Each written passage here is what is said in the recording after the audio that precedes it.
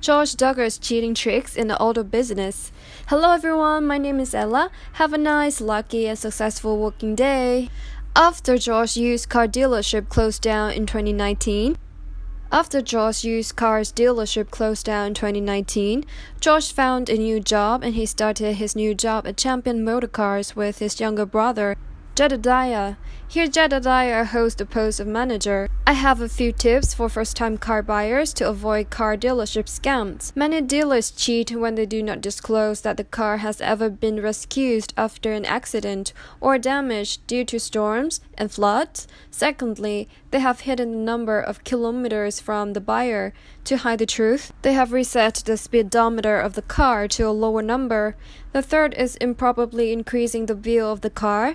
The fourth is false advertising. They lure customers go to the dealer for a low price. After the customer arrives, they say the car is sold out, and of course, they will use aggressive tactics to lure you into buying a more expensive car. These are just some of the dealer scams you should consult carefully before deciding.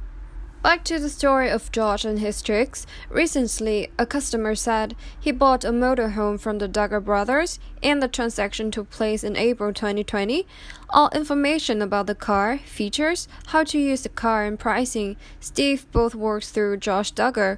After negotiation and Josh's assurance that the car was in good condition and only needed minor repairs, Steve finally decided to buy the car.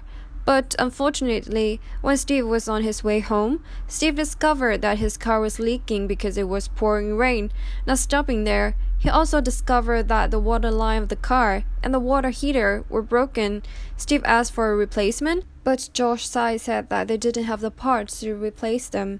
The tricks and scams in buying and selling used cars are increasingly sophisticated. Buyers need to be extremely wary.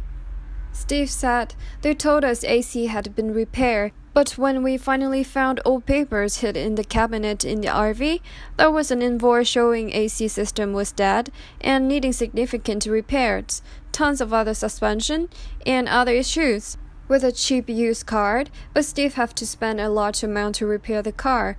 I wouldn't even consider buying from the family again. But hey, it's a learning lesson. I said, "What do you think of Josh's actions? Let us know by commenting below."